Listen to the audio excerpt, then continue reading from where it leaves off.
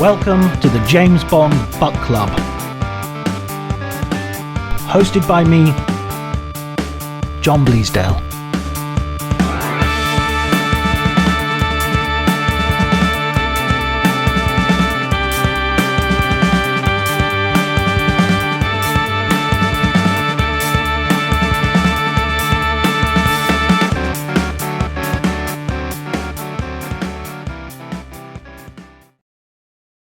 Hello, everybody, and welcome to the James Bond Book Club. My name is Bleasdale, John Bleasdale, and I'm delighted today to be joined by Clarke, Donald Clarke, a writer with the Irish Times and film critic with the Irish Times and Bond enthusiast. Thank you for joining me, Donald. Lovely to be here, John. I've enjoyed the show so far. I've heard they've been excellent. They've been truly excellent. Oh, good. I'm really pleased to hear, because I know you're a bit of you're a huge Bond fan. We sort of talked about this when we first met. We started talking about the novels. What was your first experience of Bond? Well, how did you sort of get into Ian Fleming's work? Well, I suppose, I guess I might be close to being the oldest person you've had on so far. So I kind of, became aware in the middle of the first surge of Bond enthusiasm. Well, actually, it was the second surge of Bond enthusiasm. I'm talking about enthusiasm for the films rather than the books. But actually, I was kind of in touch with both, because we had in the house not the second generation editions that became famous that you and I liked so much, or even the first generation. We had book club editions of the original hardbacks. And we had Doctor No, we had Thunderball, we had For Your Eyes Only, we had Goldfinger, which had all been bought by my parents in one of those book clubs. You still see these around. They had the original covers from the back. They'll have advertisements for the books that are coming from the club. We had those. And that was at a time where, it's a funny just thinking about this now, that I've thought about in retrospect several times, is I was so enamored with the Bond film. There were kind of two categories of films for me at that point. There was a tiny category of the Bond films, and there was everything else. That they were so special in that regard. And they're special for a number of reasons.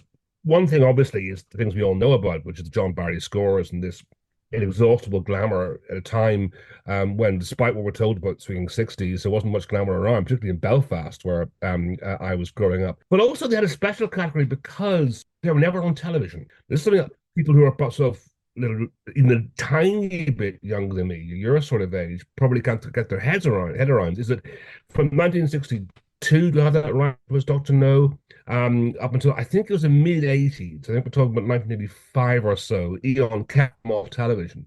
And in that sense, they were in the same position as Walt Disney's feature animations, which also were never on television. And so they put that in perspective, is that, by the time I was sort of 8 or 9, I felt I'd seen The Great Escape 7 times. Not that I hadn't, because this was before video, but it had been on, several Christmases, and then once in the middle of the year. That came out the year I was born in 1963. But funnily enough, when talking about my connection to the Bond films, which I absolutely worshipped, I can't have seen that many of them. I mean, I think probably by the time Diamonds Are Forever came out, which was the first one that I saw in the cinema when it came out, I think I'd probably seen 3. And I think the first one may have been You Only Live Twice, because I can remember father or a friend calling around to the house one afternoon, and this another goes to something else about distribution in those days, and saying, "Oh, look, a double bill of You Only Live Twice and From Russia with Love has popped up in the cinema. We'll take the kids to it to see that." And so that happened all the time then. Films just suddenly turned up in cinemas that were 3 or 4 years old, which only happens now in kind of dedicated rep cinemas. And so that's, I think, was one move. At the same time, I was kind of leafing through the books as they were a bit advanced for me at that stage. I can remember the first Bond story I finished was, I think, probably Goldfinger, which I'd started, and it took a long time to get through. And I didn't quite fully understand all of it. But even that far back, in the late 60s, or early 70s, more accurately, not late 60s.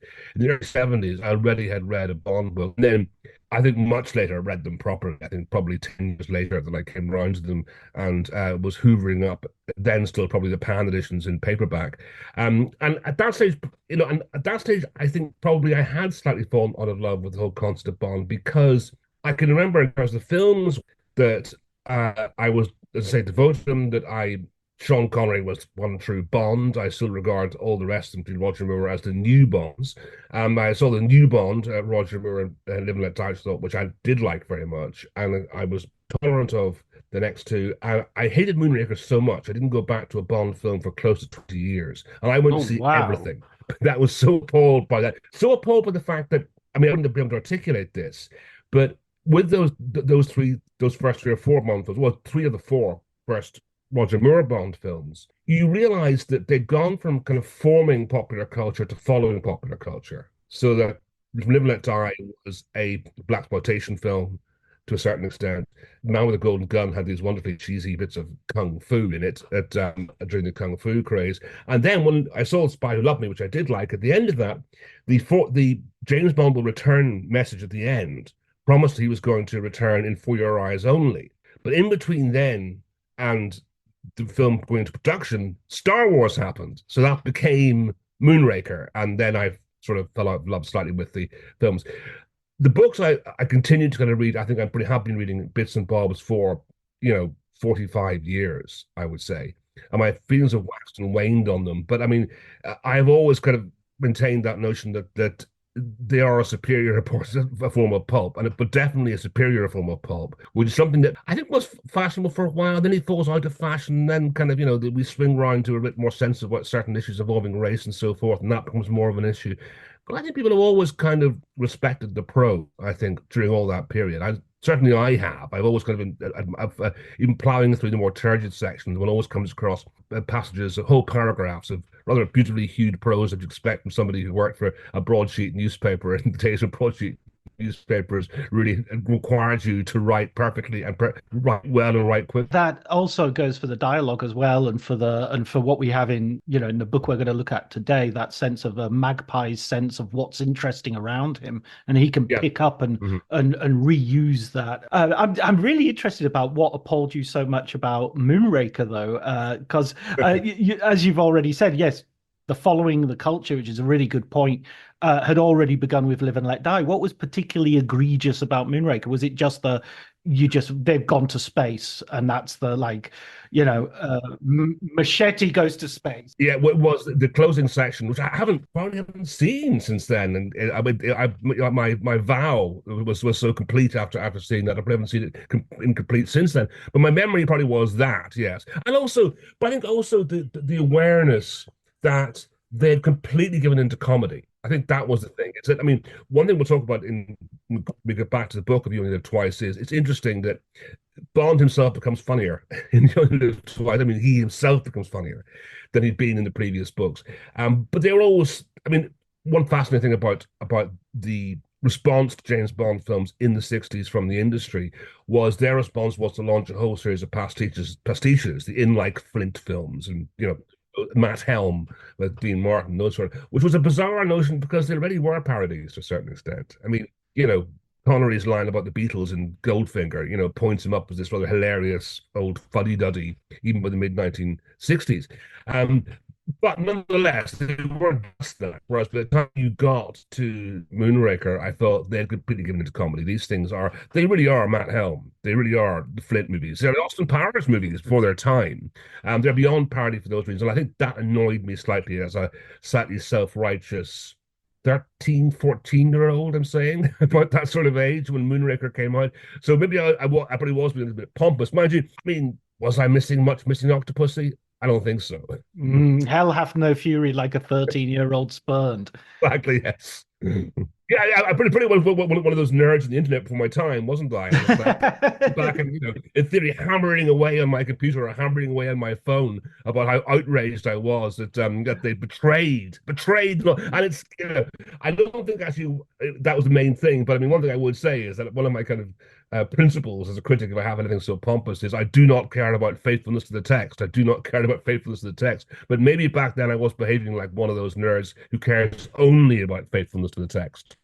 I think it's allowed though if you've brought something, you're the string that's connected you to childhood is still very much there. And Hmm. so, you haven't quite developed that critical ability to sort of disassociate yourself from a work of art, and it's not all about you, it's about you watching something, which in a way is something to cherish as well. That there are certain works of art that I love from childhood that I don't want to hear anyone's criticisms of. Of course there are. Yes, of course there quite are. Yeah. quite happy to just love them, and I don't care about the quality or what you think they're connected to or anything else. But that has become in recent years more of a problem, to pompous word, to grand a word. But I mean, this Hollywood going back to stuff, particularly from the 80s and early 90s, and offering sequels to films that really weren't very good in the first place, and no one liked much. I'm thinking of things like Hocus Pocus, for example. I mean, I look in dismay, like, but did people like that then? And I don't think they did that much. But, I can't argue in pure terms. I mean, those films do now have a following. And if they have a following, then, it's a business as far as Disney is concerned. So why shouldn't they make sequels? But I do scratch my head a little about the fact with the number of kind of substandard films from the 80s and early 90s that have now been re-evaluated as classics when no one much liked them at the time. Yeah, I would even put something like the Goonies in there as Yeah, sort of absolutely. like, you No, know. I can remember being at a pub quiz in the 90s with somebody, people about my age, and people who went to movies, and people like us who went to movies and read books and those sort of things. And there was a quiz with squares from posters. And you identify the film, and I looked at one and said, "That's the Goonies, isn't it?" They all went, "What's the Goonies?" And now it's seen as kind of a film that people of that generation, my generation, and I suppose actually it's probably a little bit younger than us, actually, because we would have been, I guess, 20 or something when it came out. But we're kind of all mad about it, like barely noticed it. It came and went and barely noticed the damn thing. Sometimes there was a choice. I remember at the cinema there was a choice once between Jason and the Argonauts and Superman, and I went for Jason and the Argonauts, and it was like that was it. Two different strands of reality. I was never a Yeah. Superman guy. I was always a Ray Harry Harrison guy. Yeah. Well, those were, I mean, those were like, those films were films for all generations in the sense that the generations that came after them grew up with them on television. And I think, that's probably still the case now with films like, Hocus Pocus, which I don't want to compare that with Jason and the Argonauts in any regard, other than saying there are films from another generation that kind of people who were born in the 80s, 90s grew up with on television and recalibrated as their own. I think it's really interesting that idea because most of the people listening to this will probably think of James Bond as something that is on television all the time and on films all Yeah. the time, and it's that idea of scarcity or rarity. Yeah, I mean that's exactly the point I'm going to press, and that's I say I think maybe I'm the oldest yet. I probably am the first person on this podcast to remember that strange thing is they were so special they weren't on television. I think what changed that was probably the coming of video. I think that's what changed their mind, that they realized that, when video was coming down the line, that everything was now up for grabs. They'd have to at least be on video, and if they're on video, they may as well be on what we now call linear television. But yeah, I mean, the Great Escape was a big Christmas television for years when James Bond wasn't on television, and certainly wasn't a big Christmas film. Let's get onto the novel because this is quite a late novel in the series, and as a late, I would say, I think it's a twelfth book, the 11th novel in the series.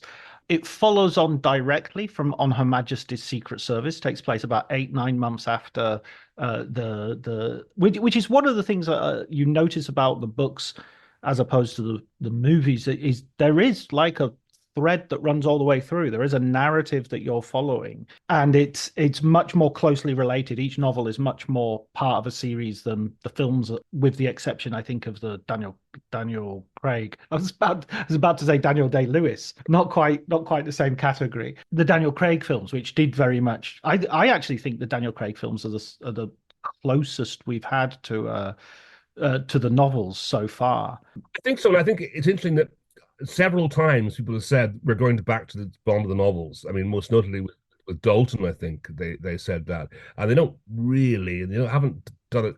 They haven't completely done that in this case, but I'd agree with that. I think they are the closest to the tone of the novels. Yeah. Sorry, go on. You were.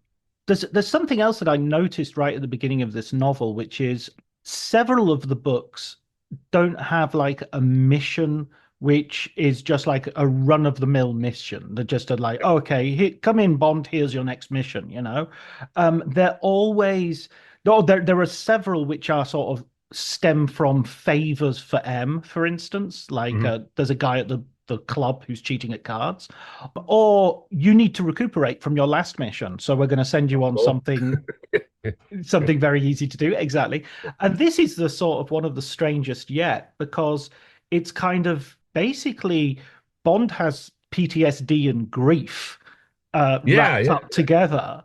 Mhm. And it's following the death of his wife. and on the day of his wedding, of their wedding, and he's sort of it's kind of like he's screwing up, he's gambling too much, he's drinking too much, and worst of all, I mean, I don't know how exactly Bond drinks too much given how much he drinks anyway. Yeah, I would say yes. I mean, how much can that be? If it's a, Yeah, if M is beginning to worry, it means it must be absolute industrial quantities of vodka that are going into him. But even worse, he's sort of when he's making mistakes in his job, and when he enters the novel, it's kind of a Bond we kind of don't even recognize really, because he's just so kind of slovenly, and he's so I don't quite disinterested. like that. I mean, you did a bit at the start of Thunderball. And Thunderball is basically being told during a you drink too much, you smoke too much, you're in an appalling state. Why don't you go out to this health club where Smurfs will try and kill you? And was it Spectre? Spectre or Smurfs will try and kill you as it transpires. But so I think yeah, no, I think Bond being in a state has been there before. But I suppose in the past, the distinction between that and the relatively recent Thunderball is that it wasn't affecting his work. I don't think. In this case, he's becoming incompetent, and I've noticed on the podcast already several times, you feel he's pretty incompetent anyway, but he's been competent by the standards of the books, by the standards of M, which is something else, which is something different. Yeah, I mean, I think his incompetence as it runs through is often to do with his sort of spying ability, his ability to Yeah, sort of look around corners and know what's on the other side of the hill, in the famous Wellington phrase, his definition of intelligence. But I think you get the feeling that he's sort of physically making mistakes as well. yeah. He's become even more careless, and he's missing. He's getting into situations which might be dangerous, and this becomes the genesis of this mission, which is they're kind of kicking him upstairs. First of all, he's not 007, he's 7777 Yes, that's in this novel. confused me that bit. Yeah, yeah. Which I'm not sure. I mean, in a way, that shows a real. It's like this book is this is a theme that runs through the book. Is we're watching Bond transitioning in terms of his identity, I feel. Well, I think so. I mean, the question, the interesting question to be asked is, does Bond age through the books? Not really, I wouldn't say. I mean, he is. Do we think he's about the same age as Jesus, don't we? We think he's about 33. That's which seems to be optimum age for somebody to change the world, in both religion and fiction. But I don't think he does age. But somewhere, we'll talk about this later a bit, I think. But by the time we got to this stage, there was a notion that Fleming was beginning to tire of him, which is a very common thing to happen for writers of genre fiction, and their heroes. I mean, obviously, the most famous example being Conan Doyle flinging Bond off the Rakenback Falls. Only to, Holmes. oh, sorry, Holmes. What did I say? But that would be a great crossover novel. Yes, it would absolutely. Did I say Bond? Sorry, obviously. Home of Black and White Falls, and only to reappear shortly. And when we get to the end of this book, we'll return to that theme, for reasons that should be apparent to those who've read it. But I do think there's a sense that I'm trying to wind Bond down throughout this book. And one of the things that would naturally happen in real life is that you would be kicked upstairs and you would become more of a kind of a carre bureaucrat, than a Bond man of action. That you would become more a George Smiley than a Peter Gwilym, shall we say, to keep an, I think, which is what sort of is happening here. He's been sent off to negotiate with a senior figure from another intelligence service, in this case Tiger Tanaka from Japan, rather than going off to to bring someone down who's hiding in a hollowed out volcano, which sadly never happens in this book, despite what some people might suspect from another source. But so I think in that sense, yeah, it is if kind of like M and to an extent Fleming is going to edge him towards bureaucracy and the kind of things that do happen to people when they get beyond the age of Jesus or Bond, and they become more concerned with shuffling papers about a desk than they do with lugging gyrocopters across in suitcases or whatever it might be. But I mean, going back to the original question, I don't really think Bond changes hugely in terms of becoming more mature or showing the signs of aging from Casino Royale to this, which you could regard as the last full-length novel. In The Man with the Golden Gun is very slim, posthumously.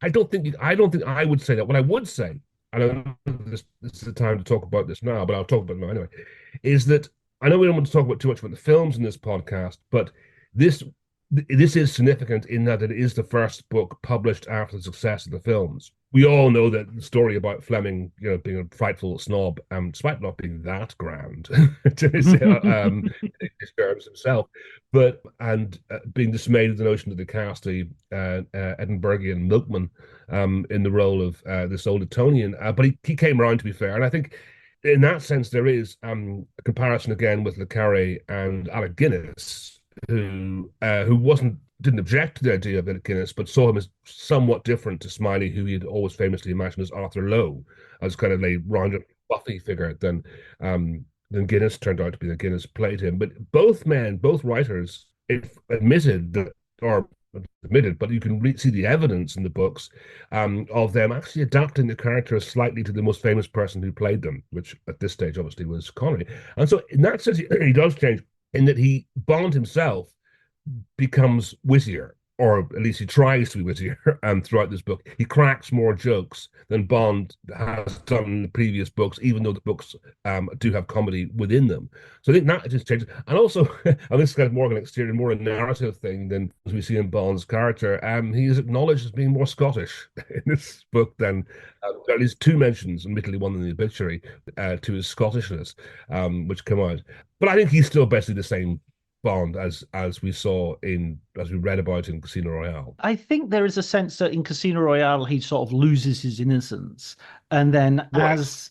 as the other books progress, there's more of he hasn't got he can't we can't pop that cherry more than once, but he is sort of growing he always seems to be someone with romanticism in him, which is constantly being challenged Yeah. by the world around him and frequently by the women he meets. And on Her Majesty's Secret Service, he has met a woman who finally seems to be the one for him and who wants him back, because he's been rejected by quite a few of these women despite his reputation as as a womanizer, with which he is much less so than he is obviously in the movies. And then he loses her, and so I do feel, and there's also a sense of how reluctant a killer Bond is, how less violent he is than he is in certainly in other sort of manifestations. And I always find that fascinating. I always find that this guy who's got a license to kill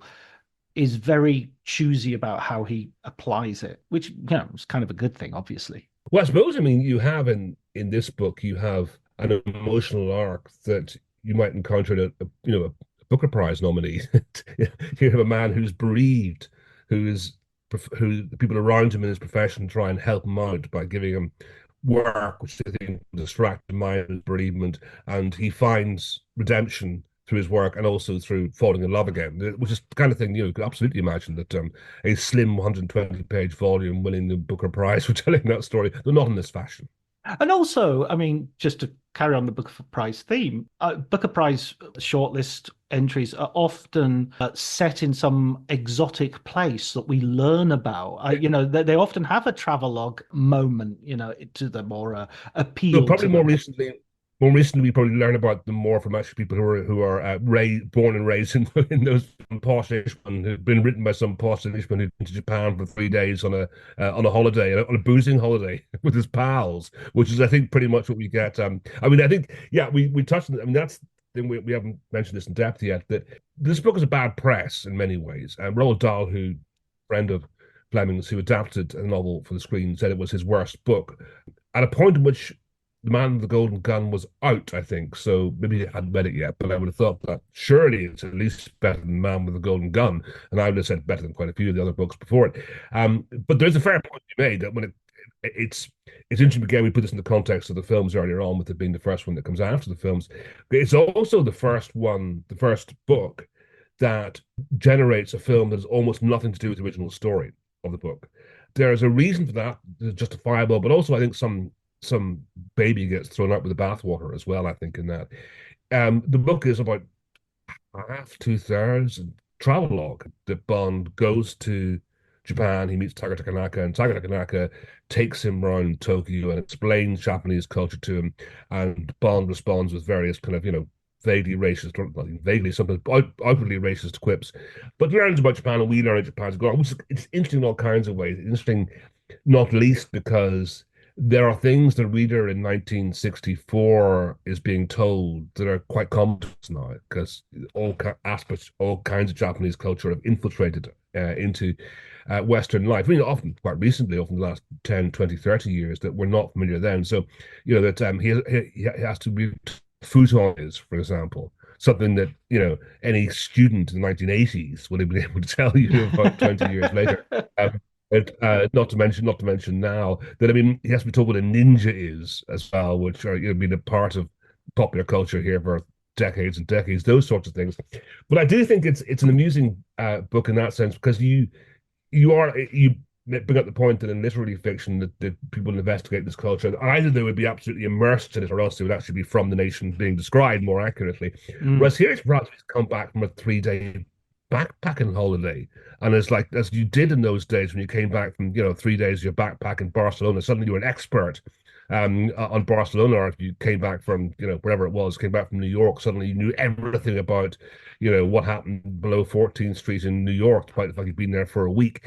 And there's a bit of that about it as well, or about kind of contemporary, those American TikTokers who do these TikToks on what's wrong with Europe, what's right with Europe, and a lot of the things that they're commenting on are based on like what they found in one hotel room in Prague, and they take that, how the shower functions in that one hotel room in Prague, to be how showers function everywhere from Malmo to Athens, everywhere from London to Vladivostok. Well, that's not in Europe, you know what I mean? But yes, there's a bit of that about it. That, I mean, this man is laying all his expertise before us on the flimsiest bases. But and that is, as I say, in terms of the structure of the novel, is something that, I mean, you haven't a lot of that. I mean, isn't there a section, I haven't read it for years, early on, Live and Let Die, where he quotes from a guidebook, or Oh yeah. at the start of the book? Yeah, at great length. What am I to do? What am I to do with this, Ian Fleming? I want to read a guidebook. Go read a guidebook. It's so funny because you could actually hear the sound of his scissors clipping away as Yes. he unscrews his glue pot and decides, okay, this will do for 2 pages of today's work. Yeah, but that is, to be fair, in this case, it's not quite as blatant as that. It isn't Live and Let Die, but here there is, 100 pages of just talking us through Japanese culture. And one of the things that I thought, that, I mean, we never are far away from a discussion of racism when talking about Ian Fleming and Bond, and in the books, in the films, and particularly in the books. Although, actually, I think, interestingly, point of making it here, I think the film is far more dubious about Japanese culture than the book is, I would say, in this instance. Yeah, I would agree. And it's interesting that there is a fair bit of anti-Japanese racism in it, but it comes from Bond and not from Fleming, if you get that distinction. And Tiger Takanaka is constantly telling Bond off for his cheap racist comments about Japanese culture. And we are supposed to, I think, be on his side and agree, yeah, drop Bond, that what you're hearing is interesting stuff. You won't get this in Italy in 1964. And of course, ultimately what happens in the end, given that the fact he essentially kind of settles down, at least for a few pages, into Japanese culture as a Japanese fisherman, we would take the fact that the damaged Bond at the end certainly has come around to Japanese culture himself. So I think actually that's an interesting fact, in that regard at least. I think there are various sort of filters here, or various sort of levels of that we're getting Ian Fleming. I mean, I think it's too easy to say, oh, Ian Fleming's a racist, and here he is. On the evidence of the book, I mean, I agree. Tiger Tanaka is really held up to be, this is the guy who is the expert. This is a guy who, in many ways, is a part of a rising nation, just as Britain is declining. And there's an argument between them, and an argument that the reader is meant to is not biased in Bond's favor at all. And also, you've got a post-war novel where, a character who is trained to be a kamikaze pilot is given a sympathetic hearing, and I feel that's something that comes over very strongly. And then on the other side, you of course have Dicko Henderson, who is Oh, like let's go there. Yeah, is let's like go there. Bond made monstrous, isn't he? He's like the monstrous version of Bond. Well, it's funny. I mean, what struck me about this is that we're talking there about race statues, is that you could argue that the most racist caricature in the book is none of the Japanese characters, but it's actually Dicko Henderson, in that he is the most gross caricature of a blokish Australian abroad than you could possibly imagine. Essentially, Sir Les Pattinson, as an intelligence operative, always boozing, always whoring, and spouting the most unpleasant political views. I think one of the most snort your tea out your nose moments in the entire book, in all the books, is the point at which when Bond's expressing mildly tolerant views about something or other, I think might be about the Aborigines, and Dicko Henderson calls him a pufter.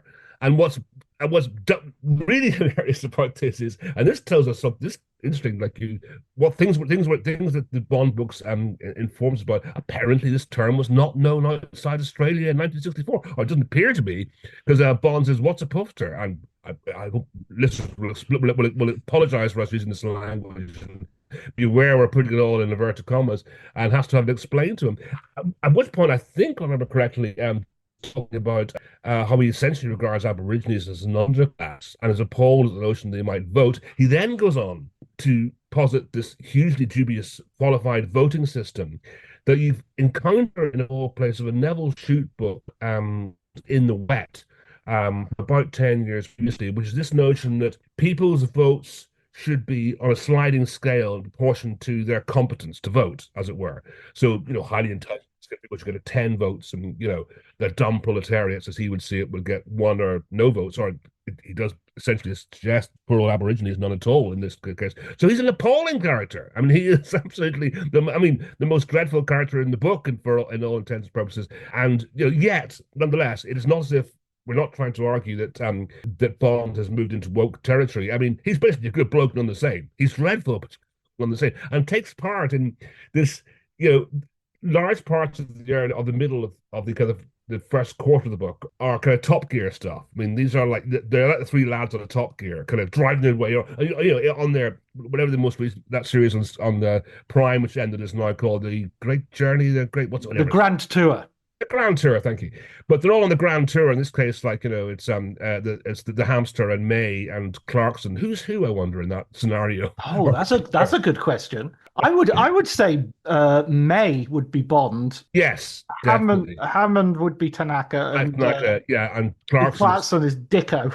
absolutely, yeah, because Dicko is definitely the most aggressive and the most powerful force in that trio. But they're having their Top Gear adventures, speeding around Tokyo, boozing and whoring, and behaving just absolutely appallingly in a way that I suppose, I guess in this day and age, people come to James Bond to a certain extent for inappropriate behavior, and you certainly get it from that sequence, because it's that thing as well that that we never quite know where to place Bond in terms of being a cultured individual.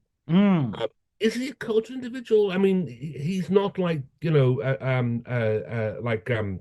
Raymond Chandler's characters who Marlowe knows who Proust is. I'm not entirely sure that James Bond would know who Proust is. So you have this thing where he knows the right brands, and he knows something about food and something about culture. But when it comes to getting sake, he drinks it by the pint. I mean, he just orders like gallons of this stuff and knocks it back, and then follows it up with Suntory whiskey in the most vulgar manner imaginable. But yeah, that stuff, that Top Gear stuff, is hilarious, and the kind of things that I think you do when you approach Bond books with your rubber gloves on, a certain degree of caution as the world you're about to get sunk into. One of the things you come to James Bond books laterally for. Absolutely. But there's also this sense, I think, that sort of Dicko is almost like Bond's id. He's like, I mean, there's a thing that Bond has been drinking all this stuff, but Dicko introduces being sick into it, which like Bond, you never think of Bond drinking his martinis and going off to vomit in the toilet so he can. This is complete Les Pattinson. You imagine him with appearing on Parkinson with grey and yellow stains down the lapel of his loud suit. And he was based on a real person. It's based on Richard Hughes, who was foreign correspondent of the Sunday Times at that stage. Make of that what you will. I mean, who apparently also inspired a character in The Honourable Schoolboy to keep this the Le Carre connection, Fleming connection trundling on. Wow, wow, that's interesting. Yeah, I don't think I would be that flattered if somebody No, but said it's this certainly, is you. I mean, speaking about our own profession, there was a time when that was a very common caricature of the journalist, particularly of the foreign correspondent.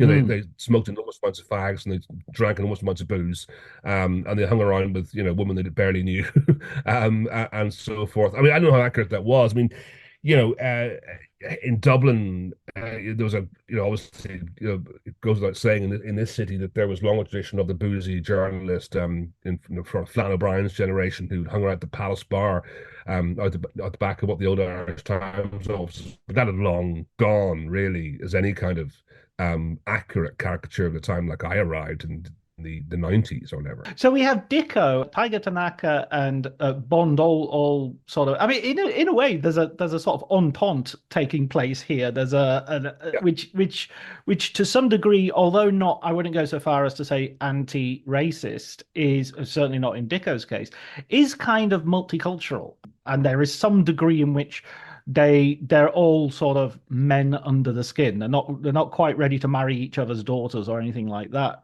But there's a sense. I mean, this is the contradiction with Bond is on the one level there's the Britishness and the prejudice and the big nationalism, and on the other sense, there on the other side there's this worldliness, this knowing about the world and being Yeah. open to the world, and wanting to have affairs with women from all over the world. No fears of what do I pronounce it, miscegenation? Yeah, it's a very complex. I mean, there is racism there. I'm not denying it, but it's a complex presentation of a complex kind of racism, which is very historically specific. It feels. I think so. Yeah. I mean, I obviously think in terms of that notion that you're talking about cultures, and in this case, more than the previous books, making a serious attempt to appreciate those cultures and disentangle aspects of them you might not understand. We can never look away from the extent to which these were selling a life to 98% of the readers would never have a hope of experiencing. That you're at a stage when very few people got on a plane to go anywhere at this stage. I mean, we're a good 5 or 6 years away from the boom in Spanish holidays and package holidays that suddenly sent everybody, from all walks of life to Spain and elsewhere. So at this point, like people weren't even going to Spain. The notion that they would have gone to America would have been fantastic. Those that have gone to Japan was just for the birds. I mean, it would be as foreign as going to Mars at that stage. And I think for that there probably was a sense in which they were doing the readership a favor, not just in terms of setting a glamorous life, but also in this book in particular, genuinely, as I say, opening up certain aspects of the culture, albeit in a kind of rather glib way, given the nature of his research into that culture, and they would not otherwise have appreciated. So, it in the sense, I mean, it's a very different thing sitting down a few years later than watching Kenneth Clarke's Civilization, being educated about the world in that manner. It certainly wasn't that. But I think, yes, there was a sense in which, yes, you were kind of getting the world opened up to you. And yeah, I mean, your point is, I think, well made about the cosmopolitan lifestyle, that whatever about the politics of these men, and I think there is evidence in that tremendous conversation that you referred to between Tiger and a Bond about where they sit on the decline of Britain and the rights and wrongs of it. Whatever about that, they are certainly opened up to world culture in a way you wouldn't have expected from Englishmen of that class to have been 20 or 30 years earlier, when they opened up to world culture by going and ruling over it and killing the natives to a certain extent. Not getting too Mm. kind of overly kind of bolshy about it, but yes, there is that there and that the culture you appreciated was not just the wines of southern France. That in this case, they actually are open up to things that were much less familiar to people who, even those people who had a proper education in the public schools in England. Like, for example, Japanese culture. So yeah, I think that's true. I think that notion of cosmopolitan man. I mean, it's I mean, was there an example of that in popular fiction beforehand? I don't think so. I mean, H. Rider Haggard's characters were still very much colonialists. They went abroad, but they went abroad to kind of like, steal treasure. They went abroad to kind of like, find the secrets of she who must be obeyed. I don't think there was much of that. I mean, or his obvious predecessors like sapper. I don't think there was much there. Sax Rohmer's heroes were about, Sax Rohmer was an influence more in terms of the appallingly racist caricatures of the villains rather than the cosmopolitan attitudes of the heroes. So I think that probably was something new. That notion that abroad was somewhere that you didn't just look down your nose at, but somewhere where you went to appreciate and learn about its food and learn about its culture. There was some looking down the nose at it, but obviously in the Bond books, but you also went there to appreciate its culture. And I think, yeah, I mean, there's an interesting issue that, again, about, I mean, when I think looking back and reading some of the books in the past, that there were things he always had this thing, for example, that he always drank the local drink, and that was an education that you didn't go and do the equivalent of the Englishman or Irishman abroad, who goes and demands sausage and chips wherever you go. I mean, often it should be said he's appalled by the local food and goes back to his favorite eggs, but he normally has a go, and he certainly has to go as far as the booze is concerned. I remember, I think I should say that when you and I first talked about this notion, we did it in the most Bondian of circumstances. We were on a balcony overlooking the Mediterranean Exactly. and Yes. the French Riviera. I think I was probably drinking an Orangina rather than anything more exotic than that. But we were talking. I said this to you then when we were talking about it, that I can remember in Live and Let Die, for example. I think it was Live and Let Die. Must have been because we're talking about the West Indies. That he goes to the West Indies and drinks Red Stripe beer. He Right. has, he has a kind of a red stripe. That's the beer here, and I didn't see a can of red stripe in the wild until the late '80s. I think it arrived in England. I mean, I'm sure actually probably that the West Indian communities were drinking it, but as a kind of popular beer you find in your local spar, it didn't appear until the late '80s when I was living in London at that stage. So those sorts of things. That's a small example. I think it's indicative of the fact that yeah, he was a cosmopolitan. But he would go to wherever it was, and he would drink the local booze and get smattered on it, and then go and shag the ladies. But as Alan Partridge, shag the ladies, Alan Partridge would put it. But yeah, I think that's a fair point. It's like you have the benefits of I mean, this is pre-globalization. He has to buy Yeah, his cigarettes where yeah, he it's a gets good his point. cigarettes, Yeah, and he yeah, runs yeah. out of them. And if he runs out of them, then he has to go on to whatever the Canadian cigarettes are, or whatever But the he goes on new. to the Japanese ones here, doesn't he? And I think Yeah. isn't he just about the only person who writes about smoking cigs as if he's writing about drinking wine? Oh, Or, I mean, absolutely. you get the occasion with cigars, but I mean, I Mm, don't think anybody else writes about cigarettes, but talking about like the delicious taste of the tobacco and how it mm, kind of mm. caught in a certain way and so forth, which I mean is appallingly incorrect now to even suspect that might be the case when we just assume that the only reason people smoke is to satisfy their addiction. But interesting that he did that he was that Fleming was a sufficiently kind of committed smoker that he could actually talk about cigs as if he was talking about Bordeaux. Oh my God, I mean, I'm just skipping very briefly towards the end now, but and then we'll go back. But the scene where he is sort of hiding out and he's doing his absolute utmost to be hidden, Yeah. he's got a little den of sacks and such. And then like when night falls and everybody's gone, it's like, right, I'll have a fag. That's he can't possibly not have a cigarette, even though he knows they might catch me, but never mind. It's funny because we get occasionally sort of say, "Oh, smoking is still really glamorous." If you think about it, it's kind of not. I mean, Mm, the anti-smoking lobby. I mean, I'm not saying it in a bad way. I don't smoke. I haven't smoked for half a century, but since I was a little kid when I experimenting. Um, but they have one to that extent. It's like you think, like, God, he's like smoking a cig in a mm. shed. Like, how incredibly unglamorous is that? But you can't help but it's like I was smoking for a long time, for about 10 years, and I remember being attracted by it because I saw the cleaning ladies the sixth form college going out for a cigarette break, and it looked so pleasurable, not Yeah, cool, the yeah. pleasure on their faces when they lit a cigarette and sucked on the smoke. I was like, "Ooh, that must be good." Well, I think yeah, that still remains as kind of like you can see the pleasure in that there was something to do that you 10 minutes set aside for, and it was a social Yeah, activity. All yeah, those things are real. I mean, we shouldn't pretend they're not. Despite the fact that it kills you, but I mean, those pleasures were real. Of course, they are. They're still are. details, details. Killing, being fatal just a detail, really. Um, so let's go on to talk about the mission, which is there's so much. Listening to you, I have so much to say about different things, but honestly, we'll be here for 4 hours if I keep bringing stuff up. But the mission is a wonderful. I mean, he has these. He's got to do a favor, sort of quid pro quo for Tiger, which is in order to get access to this Magic 44 sort of MacGuffin, basically a code breaking machine, and the intelligence that it will bring. He has to do a favor for Tiger, and that favor involves the island of the collector of death, Hmm. this guy called Shatterhand. Uh, she's like, Who would have whoa. thought it wasn't a real name? Who would have thought it was actually somebody else? But Dr. Shatterhand. it's like the the gif of the from the Egyptian soap opera of a guy taking off his fake mustache to reveal another mustache under it.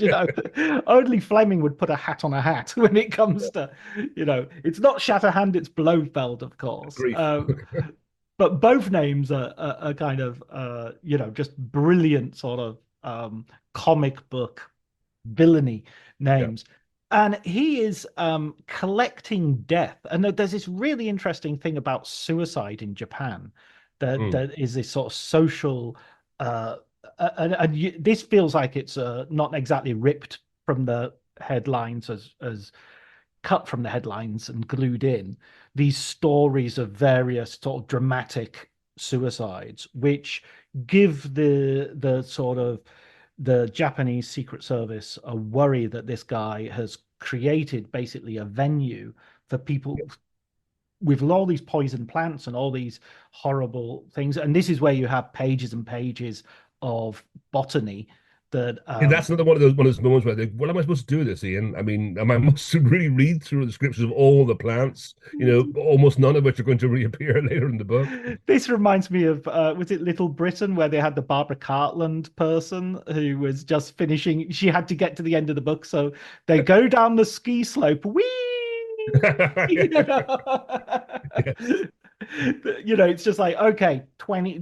Wikipedia it, and we'll put that Yeah. in. But this, in some ways, is sort of like feels like we're beginning to get like a classical Bond villain coming Mm. straight away. We're back into Doctor No territory with the guano and the various. We've had it in Live and Let Die with Mr. Big and the caves, and here we are again. Well, what's interesting, I occurred to me, I didn't finish the point I was making earlier on about Roald Mm, Dahl's Baby in the Bathwater, mm, is that when it came to the film, for reasons that should be clear to those who've listened so far, one can absolutely understand why they did have to do the first ever, tear the plot apart. And incidentally, I mean, this is one thing that it is fascinating that I'm sure you've touched on this already because you've done The Spy Who Loved Me already, which obviously is an example where the book was really kind of thrown in the bin, and in fact, much at Fleming's insistence, to the extent that they actually published a separate tie-in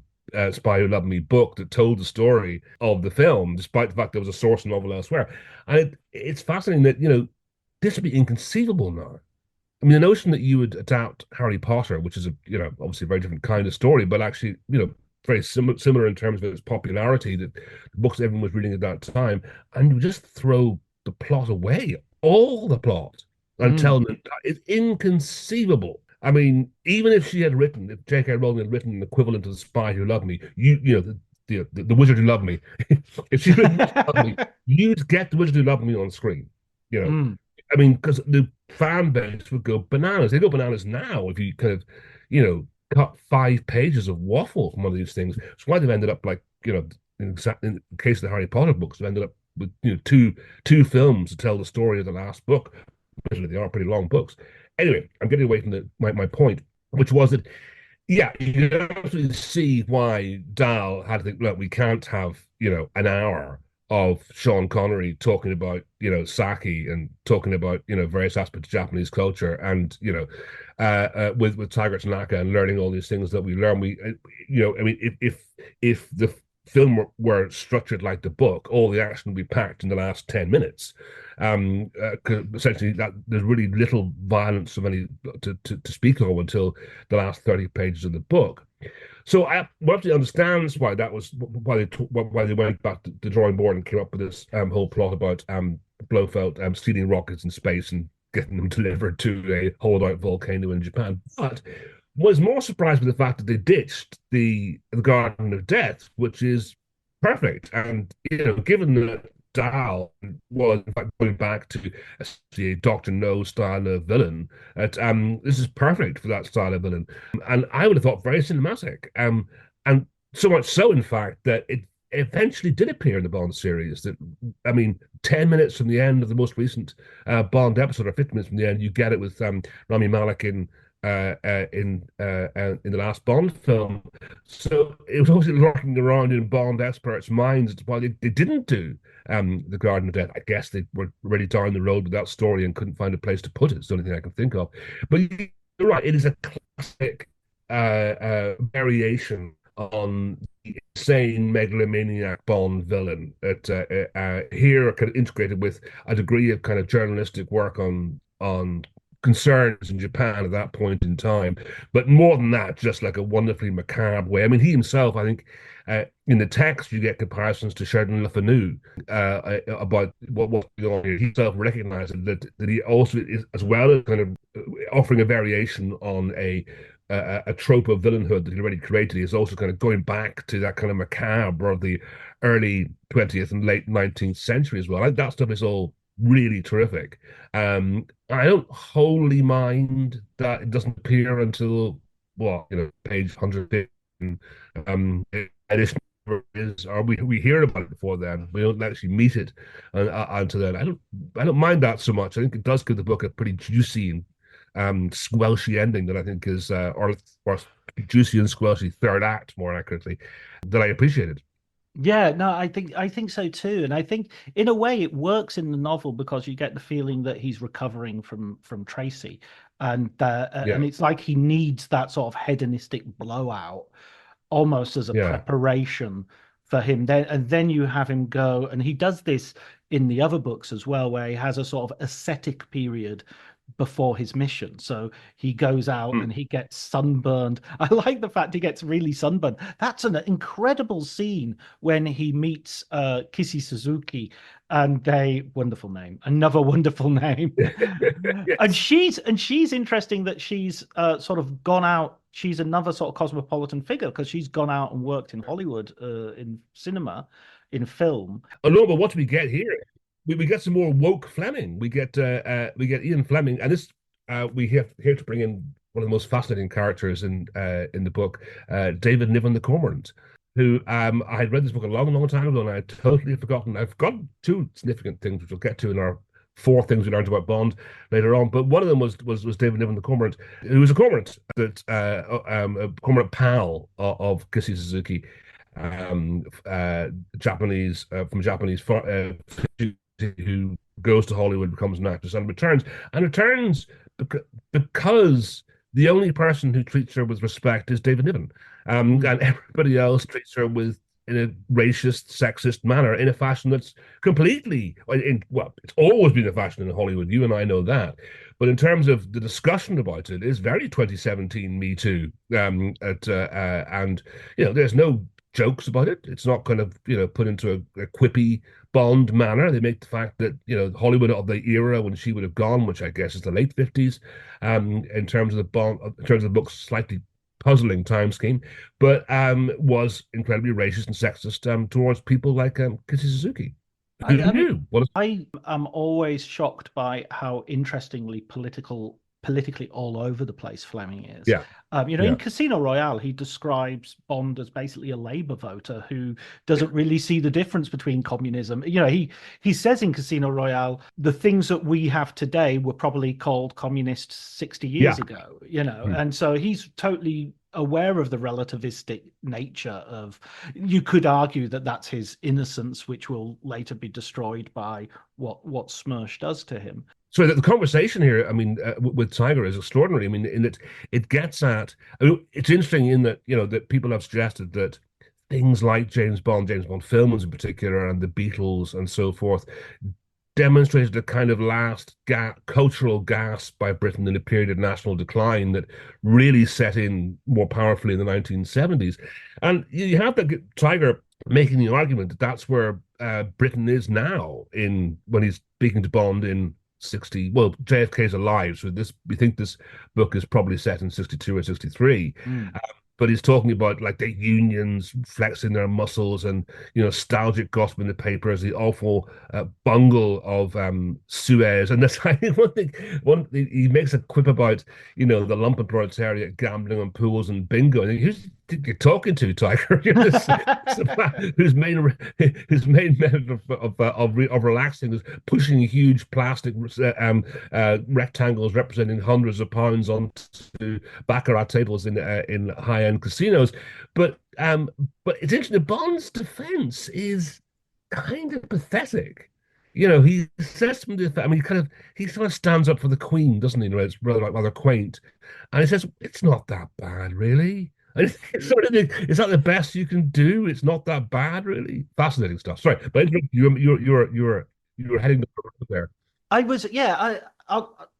Let me just respond to that because I feel I kind of like that in a way because I kind of think what Tiger is saying is a really heavy condemnation. It's a heavy argument, but also we know Tiger is kind of a fascist. He's coming out of Yeah, Japanese fascism. So yeah, the fact that Bond pushes back on it and doesn't go, you could imagine a book which wanted those ideas to just be, would be going, God, you know what? You're right, Tiger. We need a man like you. We need someone who, an iron fist to rule the people. And instead, it's like, I think you're going over the top. I think I think there's a middle ground. Sorry, what I was going to say about Spy Who Loved Me, which is going to what you said about Kissy Suzuki and the Me Too thing. yeah.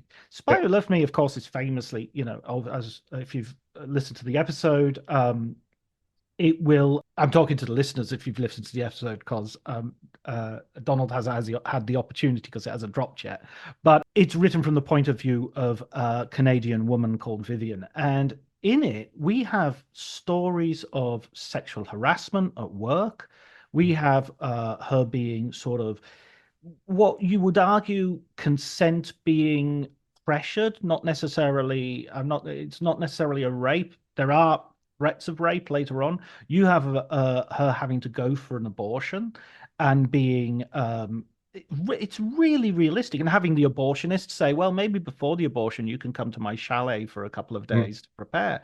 And this could be a Romanian film made in the 2000s about, Yeah. it's really genuinely empathetic of Mm. the woman's point of view.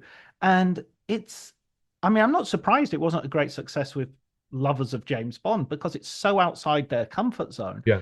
And I would actually argue anyone who hates James Bond, if you change this to like the name on the cover to Anita Brooker or That's the first to Bruckner. Doris That's it. Lessing, maybe you would read this book and go, well, actually, this is a really interesting book about, I mean, of course, it goes into genre right at the end, but the Missy Suzuki isn't the only time he has told a story from a woman's point of view, privileged it, Yeah. and produced a very empathetic vision of that side, that perspective.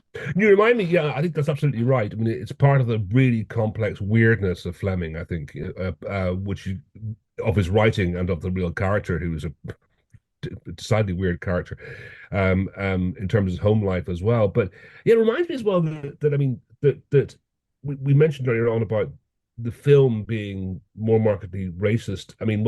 I suppose actually when we talk about film markedly racist, would part of that comes from the fact that we get the yellow face in the film. You actually the yellow face in the book, but you don't really notice it because you're not actually seeing Sean Connery walking around this ludicrous makeup on, this ludicrous hair. But also one thing that struck me, I watched the film again just last week for this reason, and I was a bit disappointed by it, I must say, because I mean, it was one of the first ones that I'd seen, haven't seen it for a long time. I mean, I think you were talking in one of the earlier podcasts about the fact that so many of the films are just the plots are ways of pushing Bond from one place to the next. This is really the case here. Why is he going there? Why is he going here? And so forth. And the submissive way in which the first of the women he's shagging dies is just appalling, which is a very good scene, to be fair. It's a scene where you'll recall where they're dropping the poison um, Mm. on the cable, and it's supposed to go into his mouth, and he rolls over, and it goes into her mouth, and this is not Kissy, this is the woman who precedes him. I've forgotten the character's name. She dies, he wakes up, and they go like, "Oh, she's dead." All right. Anyway, where are we off to now? And they're kind of like, that's the end of it. It's incredible. Well, I mean, again, I mean, even in Goldfinger, when Tilly dies, that's kind of a significant thing in Goldfinger. It's a driving force in what happens in later on in the book. But that was pretty shoddy. What also I was thinking of talking about Spy Love Me there. Third, this wasn't actually a strand in the notes, but the Le Carre thing was back again. Kind of fascinating that, Le Carre's kind of moment of breaking away was a naive and sentimental lover, which Mm. is not a terrible book, but it's not a success. And he was never as torn about the series as Fleming was, and he's sort of said like wasn't a success. Had a go at it, fine, went back to doing what I do. But it's funny they both at a certain point in their careers had, made it a bit of a breakdown is too far too dramatic a word to use, but had a rush of blood to the head and did something else that was more romantically based, and it didn't work out well commercially, if nothing else. Trying to escape the bonds of your own success, no pun Yeah, intended. So we have this sort of anthropological moment where he's goes to the island with Suzuki, and the scene that really strikes me, first of all, it's sort of there's a National Geographic documentary element of her going and diving and the whole yeah, technique and everything. I loved that element. I thought that I was really into that moment. But the best bit for me was when he comes back and he's got sunburn, which throughout the series Fleming calls sun tanning sunburn. He always yeah. refers to. Also, and then other books as well. That's not just him. That was a synonym Mm. for sun tanning at the time. And he's basically just absolutely suffering from this, and he can't move, and it's like, how are you going to swim to the castle and climb his castle if you can't? And she sort of massages him and rubs ointment on him, and he is so passive. He is such a baby at this point, and she utterly brings him back to life and utterly, rejuvenates him. And it's just, again, so interesting. Her role is so active. It's like, even when he goes on his mission, she's saying, every night, I'm gonna be there midnight. I'll wait an hour, then I'll go back. And she's Yeah, basically the getaway driver, yeah, yeah, just I'm your rescue plan. And it's such a reversal. Bond girls don't tend to do this. Bond girls yeah. in the movies are sort of like Britt Eklund accidentally hitting something with her bottom and setting off or the woman in Diamonds Are Forever sticking a tape in her bikini bottoms, and they're just they're goofs. Whereas here, he wouldn't, here Thunderball, Doctor No, arguably he wouldn't survive without the help of the so-called Bond girl. And there's an emotional thing as well. I mean, that there's a sense. I mean, well, obviously the back of on a Majesty's Secret Service, which had the most obviously dramatically emotional relationship he has in any of the books. But there's more of an emotional connection than had been previously, where there is kind of like to Erica Jong's phrase "zip as fucks" is what's going on more than any kind of like any whining and dining or with the girl. But this leads us into eventually, I think, the most bizarre aspect of or most notable aspect of this in terms of Bond lore, which is that this is the second time he actually settles down Mm. with the character. I mean, that's the notion that Bond would have a serious relationship would what was rare in the books beforehand. The notion that he would actually kind of settle down to become a Japanese fisherman with the character is it would have been inconceivable. And it gets to the thing that I'm trying to move away a little bit from your question, but that aspect of it, I think, I'm going back to what I was saying earlier about Fleming becoming uncertain about the Bond character, is that forms part of what I wonder are I mean I know if you've read about him actually saying this at any point in the biography you've read or whatever, but it feels to me as if there's an attempt at the end of You Only Live Twice, two attempts to actually kill off Bond, properly kill him off.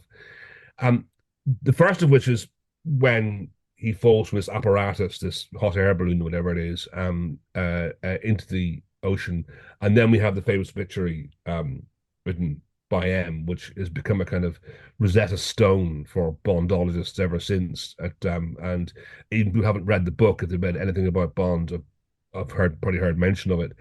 And that's one end, that James Bond's dead. He's fallen off Drakenbach Falls, like Holmes in those stories. And then the second attempt is like, oh, maybe I won't do that. That's too bold. Here's something that's more fun, although more implausible. Bond has amnesia, that he's settled down with Kishi Suzuki, just while we're having this conversation, at a genuinely sympathetic, intelligent character, as a fisherman in obscure part of Japan. Book ends there. You're fascinating end to the series. Bond exists somewhere out there in the universe, but he's never going to be Bond again. And then, of course, in the last 3 pages, she goes to the sex mechanic. Is that what they call him? That Yeah, who sells her toad sweat and a dirty book. And a pillow book, the Peter Greenaway yes, film, that's right. Yes, novelization of the Ewan McGregor Peter Greenaway film. yes, the more delicate intellectual way of putting it. He impregnates her, and then sadly one day that he's sitting on the loo doing a James Bond poo at most unglamorous time, and finds the word Vladivostok written on a bit of scrap of paper they're using for loo roll, and heads off back to London, which is which is a shame, because I think it would be fascinating if Bond was left in those places. But anyway, that's a long-winded question, which comes to the end of a question you didn't ask me, which is that the very fact that she's involved in that suggests that, I don't know if you can't really call her a three-dimensional character, but she's character is treated with greater dignity and respect than the romantic characters have tended to be in the first third or two-thirds of the Bond series. I mean, I would argue that no characters are three-dimensional in a James Bond book. Oh, So, no, of course not. you No, know, no. At least at least James, him. yeah, Yeah. precisely. I mean, I think he's more interesting and more multi-dimensional and has more interiority than even Fleming gives him credit for. Fleming, has this thing of, oh, he's an empty cipher of a character and everything. And I don't think that's true. I think he's capable of suffering. He has, he's scared of flying. He has all these little things Hmm. which together seem to me to make up a character. Let's talk about Blofeld and his paramour, or his henchwoman. I forget her name now. What's her name? Irma Blunt. Irma Bunt, Yeah. exactly. Yeah. And again, what a name. What a Well, name. yes. The Well, I fact think the well, fact Blunt. that Go on, sorry. they're marching around this garden of death dressed in In armor. samurai armor. I know. That's something that would be hard to make work in the films. To be fair to Like the old, Avengers or something. yeah, absolutely, absolutely could. But yes, I kind of had to read the description two or three times. He's actually wearing samurai armor. I mean, it would only. It's probably a little less absurd than if he was wearing actually kind of Arthur and this armor in the style of Excalibur. But at least in this environment, that was still kind of like cultural kind of thing. But well, I think yeah. I mean, we have to talk briefly about. It's funny because we're coming off the back of there of going a bit easy on old Ian about his writing about female characters in this book, Mm. because I mean, even for a series that too often equates physical imperfection with evil, the descriptions of Bond's or Blofeld's wife Irma are extraordinary. A hideous wife, too ugly to live. It's quite yeah, too ugly to live. It's quite extraordinary to say. That's Which is bad. that is Tiger, to be fair. And Tiger Oh, has that's right. Yeah. he has form when it comes to wanting to kill lots of people.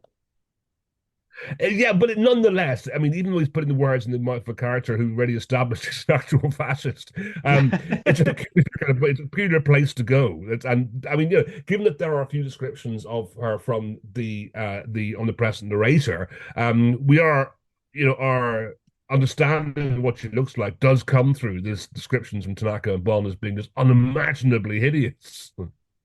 Absolutely, absolutely. And so we have Bond sort of sneak, do his sort of climbing and all these scenes, which I always find thrilling in preparing for the mission and then beginning to carry it out with the odd cigarette break thrown in because he can't, he's only flesh and blood. And Yeah. you do have really gruesome scenes. The scenes of him watching the suicides and then a man being Yeah. eaten by piranhas. I mean, it's absolutely vile. Well, yeah, but and it goes back to what we are talking earlier on. I was mentioning about the fact that there are references in the book to horror writers like Le Fanu, because I don't think I mean, you kind of many horrible and wretched things in Bond books, but the notion of this fellow running around with his head swollen to the size of, I can't believe it's a watermelon or something, swollen to the size of something enormous before like flinging himself into the lake of piranhas is something straight out of a horror novel. And I suppose he had trouble doing that actually in a film in 1967 whenever the film came out. But you'd like to see it now, wouldn't you? You'd quite like to see that now in a film. Blofeld himself, I mean, they are all sort of ciphers who emerge from, variations on Fu Manchu and Hitler. That they're, I mean, the worst Bond, I mean, the most malign Bond villains do tend to be that sort of character. I wonder again a little bit, this version of Blofeld, which does go to kind of more baroque forms of evil, if that does owe again a little bit to what he felt was happening in the films to that point. Though, I mean, Doctor No is it started with Doctor No that he was a particularly baroque form of megalomaniac. So I think it's not inconceivable that that's another element where the films are beginning to influence what's happening to the books, which sadly there were very few more of after this point, but this is almost the end of them. But I think that I suspect there is something of that in the book, and I think it's very hard to get a sense of who we feel Blofeld should be. And that I think is partly because he is so much in a tradition of a macabrely exaggerated villain of Pulp Fiction. And also, importantly, the fact that the films treat him in such a strange, strange way. That's to say that most unusually for a film series, they can't actually replay him that he was Telly Savalas. He was a very different Donald Pleasance, and then he was Dicko Henderson. That was that Charles Gray. Is that right? Is that his name? Yeah, who plays Dicko and who plays a very different Dicko who's barely in it. Just basically says hello and gets killed in the film. I think the fact that they have muddied the water so much is that all we tend to know about him is that he's a very bad guy who's probably in a safari suit, as far as the books, as far as the films go, I mean, and maybe has a cat. And if you watch the film, you only live twice. Pleasance is barely in it. That I mean, you get lots of shots of the cat and a hand, patting the cat, which probably isn't even Donald Pleasance's. And then right at the end, he appears and has, 5 or 6 lines. He does almost nothing. So I'm not being very helpful here about the depiction of Blofeld did it, far beyond saying I find it very hard to say anything about him in this I, book and in the rest of them. I would argue because I was talking to someone from someone who has contacts with Ian Fleming Publishing, and I was kind of facetiously saying, "Hey, you know what? It's really strange that Ian Fleming Publishing hasn't sort of commissioned a Blofeld novel because Yeah, it would be something to do." And they were sort of saying, "Yeah, the problem with that though is that there's no real psychological consistency between Thunderball, On Her yeah. Majesty's Secret Service, and You Only Live Twice, which are the so-called Blofeld trilogy, if you want." But I would argue that makes writing a novel better because you're not actually hampered by having to get to. I mean, there's an argument that Blofeld is being driven mad by the fact that he has spends extraordinary amounts of time and money building up these extraordinarily elaborate plans, and then within weeks of them going online, Bond turns up and wrecks everything. It's sort of can't help feeling a little bit sorry for him at times. Do you know how long it took me to put this together? And you just happen to be in the neighborhood. It's kind of a running joke in Austin Powers, isn't it? That sorry, Doctor Evil. Mhm. Doctor Evil is always kind of like sort of sort of shaking his fist in the air in fury at his mad schemes being frustrated in another childlike manner. That's right. I mean, I think yeah, I mean, well, the wider exploitation of Bond is conspicuous by its absence, Mm. I would say. That what we you obviously you have a series of novels. You have John, which is Kingsley Amis one, obviously, which is quite good. Yep. Colonel Sun. I'm a big Amos fan anyway, but I think he did that as well as you could do. The John Gardner ones I haven't read. Some people Mm. like, some people don't. Actually, I've got Kingsley Amos's collection of prose here, and he reviews Christopher Wood's novelization of The Spy Who Loved Me in that at some point, and doesn't hate it, to be fair to him, which is, Mm. competent in Amos's case, particularly given how fond he was of James Bond. And interesting about the fact how he writes how they tried to tailor the story from from the film back into a Bond literary world, and he suggests doesn't really come off. But the other thing, which I mean, obviously we shouldn't keep talking about the films because that's not what this podcast is about, but it is interesting and I think very reflects well on Barbara Broccoli, who I think is the main force in that partnership that run Eon. I think that people generally accept. Um, I mean, there's one bizarrely was a reality television series recently that popped up that had That's the right. Yeah. unfortunate, but never mind. That's just off there somewhere. But given what happens now to franchises, anybody else would have had a Young Bond series, going from the Charlie Higson. Higgson, sorry, of the Higsons, formerly the Higsons, Charlie Higson's books. Those would have become a series. You've had a Blofeld series, Mm. unquestionably. I mean, if Disney were in charge of this, can you imagine the amount of Bond spin-off crap? Moneypenny TV show.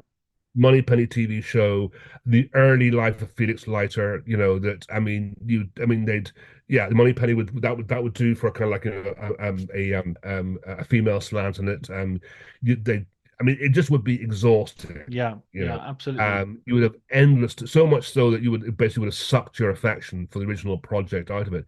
And I think Barbara Broccoli is to be commended for not going down that road. I mean, I would say it's got to bloody move on with the next James Bond film. That's a different issue. But I think they have been very intelligent about that, about the fact that they have protected a core notion of what James Bond is, which is flexible to a certain extent, but nonetheless has a core notion.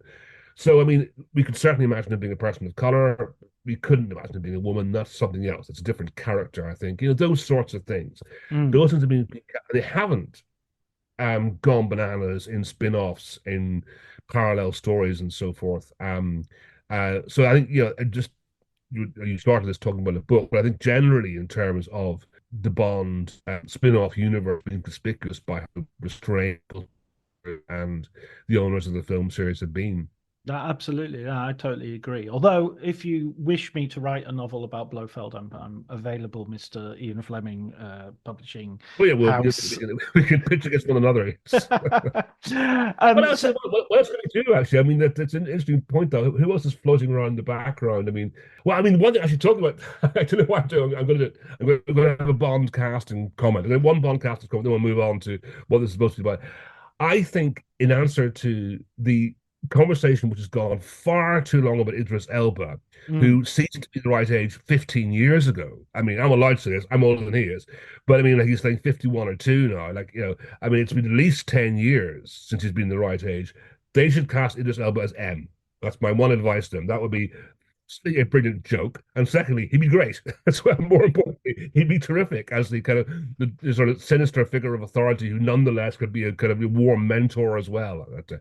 I'll say no more. yeah, yeah, I think they have to wipe the slate entirely clean with the last series. I think everybody has to Oh, be they will. recast. I mean, There's no, there was an interview with Ben Whishaw last weekend with Laura Kunsberg, who like people who aren't as connected to this as we are, both in terms of being Bond fans and kind of writing about film, still seems to believe they're not going to like throw everything in the bin and start again. And she was saying, "Will you be in the next Bond film?" And he was saying, "I think I'll be asked, to be honest," mm. which he won't, which he won't be. I'm sure what you suggest is correct. They're going to do a complete reboot. Yeah, Gothic element, which you mentioned earlier, which I think sort of also has a little bit of the Mask of the Red Death and a little bit of the yeah, Edgar Allan Poe sort of the Pit and the Pendulum, especially with a sort of wonky corridor yes, yes. that has him tumbling into the darkness.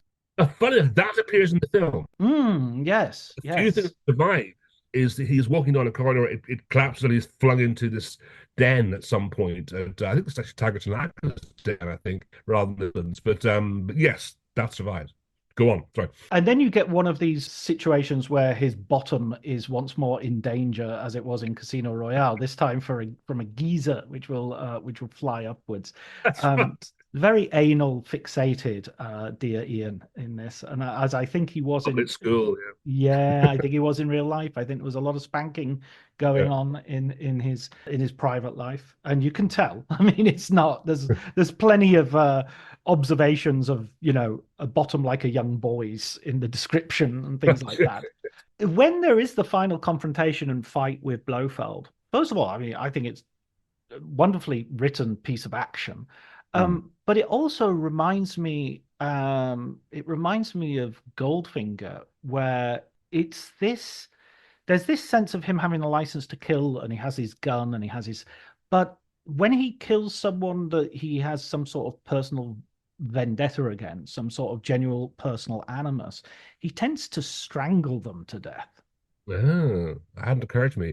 Do you think it's kind of rather more intimate way of killing somebody than battering them to death with a butt of a revolver or shooting them? Well, it's something which, like, license to kill. Kill is an interesting verb because you kill someone officially. You can kill someone in your own defense. Yeah, Murder is something else. yeah, I mhm, think strangling someone, it's difficult to say, I was defending myself, so I strangled him to death. yeah, I think I think there's a distinction there, and I think strangulation is more akin to murder than it is to killing. I know the end effect is the same, but I think that distinction is there in this. I think it is in Goldfinger as well, where Oddjob is the one who's sucked out of the aircraft, and yeah. Goldfinger is strangled to death. And the descriptions here are kind of appalling. It's nothing glamorous about this Yeah. death. And you think that's next to the fact that there is an emotional element in it that there is less often in the other books.